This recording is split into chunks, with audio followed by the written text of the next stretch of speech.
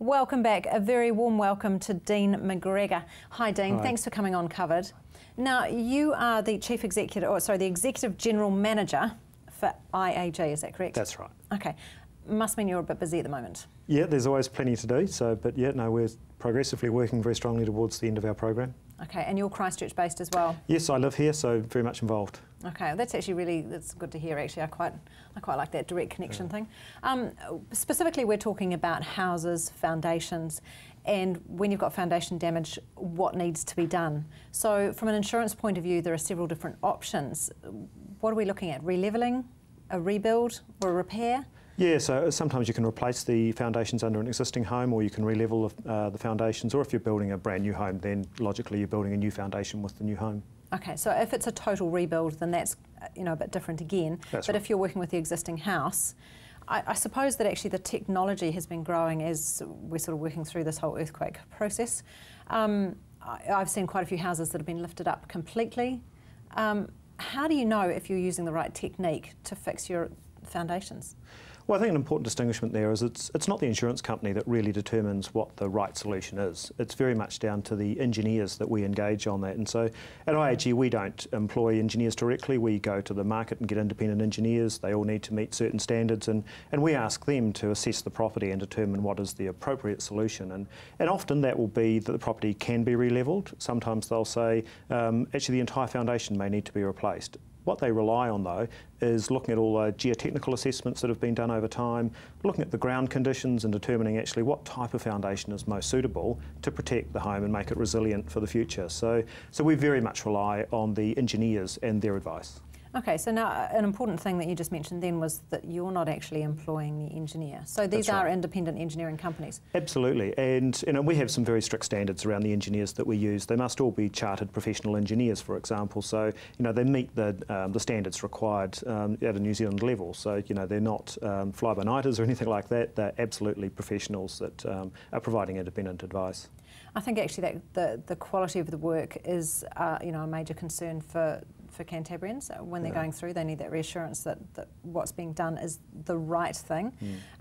What happens when you end up with engineers who don't agree with each other?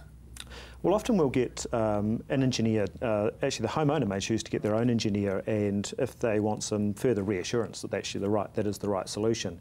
What we typically do is, if we've got engineers with opposing views, we ask them to sit down and come up with an agreement, because at the end of the day, we're not the experts, and we're very dependent on the experts to determine what the right solution is. And it's quite understandable for homeowners who have not gone through sort of a major repair process like this before.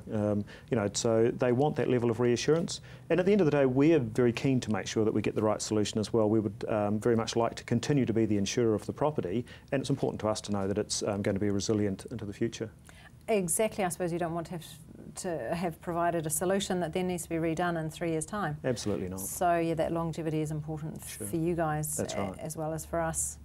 Thank you very much, Dean. I really appreciate that. There's a little bit more information coming up right now.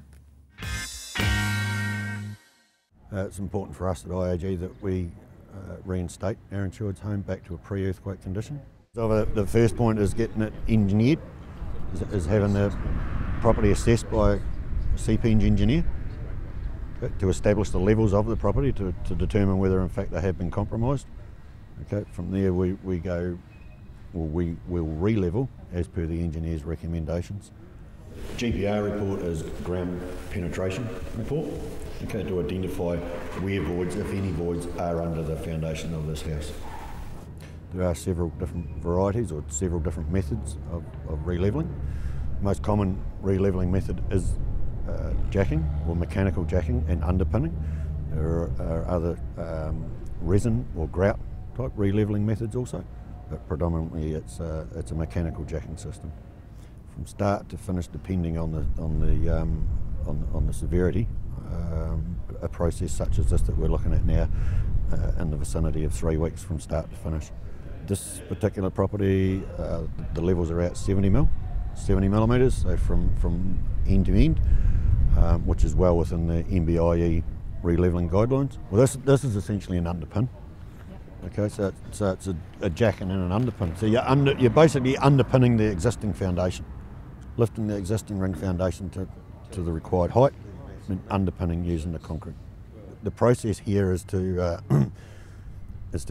excavate around the perimeter foundation of the house to install jacking pads. Okay, so they're concrete jacking pads where we place bottle jacks. Okay, so that we can jack from those points to re-level the house and then underpin by using concrete, okay, which effectively enhances the existing foundation. These ones in here have been designed to have 1800 centres hold. The jack put in here, and the house will be raised quietly over about a 4-hour period, and then there'll be void fill with the void fill will go through, completely underpin the house. Then at the completion of the repair, there'll be a GPR report which will show that the voids have been completely filled and there are no air pockets left in the concrete floor, underneath the concrete floor. Once it's sitting on the jacks for a day, they then void fill it with a aerated concrete, so it's about half the weight of normal concrete, and they completely fill the voids underneath the floor. So it's basically spreading the load completely right over the existing floor. Underneath the existing floor. Put a jack in, they'll drill a hole over, sometimes they displace like that, so you can drill a hole here and put a jack and lift them both up to re-level the level of the floor planes, so that's not an issue. Then they'll just do a normal repair methodology to a cracked floor. Likewise with the exterior jacking points also. Okay. So the jacking pads there are filled with sand, is that correct, before they do the underpinning? Okay, so in the event of another earthquake or the floor becomes at a level again at some future point, those jacking points can be excavated, jacks put back into position and re-levelled again. Okay, so that is the beauty of this system, is the fact that it can be re-levelled at a later date. You'll probably find that there will be some crack injection to do on this property as well. Cracks can appear as a result of the earthquake. They can also appear as a result of the lifting as well. So in most cases where we will have to re-level, we will have to do crack injection also. So if all of this is still creating questions for you, your first point of call is, of course, your insurance company. You need to be talking to IAG or whoever's relevant for you. Further than that, if you then decide that you need more independent advice, we can refer you to the Residential Advisory Service. Many people refer to this as RAS. It's yet another one of those acronyms. It's the Residential Advisory Service, and their number is 0800 777 299. So you can call them if you need more information. And that's our first episode of Covered.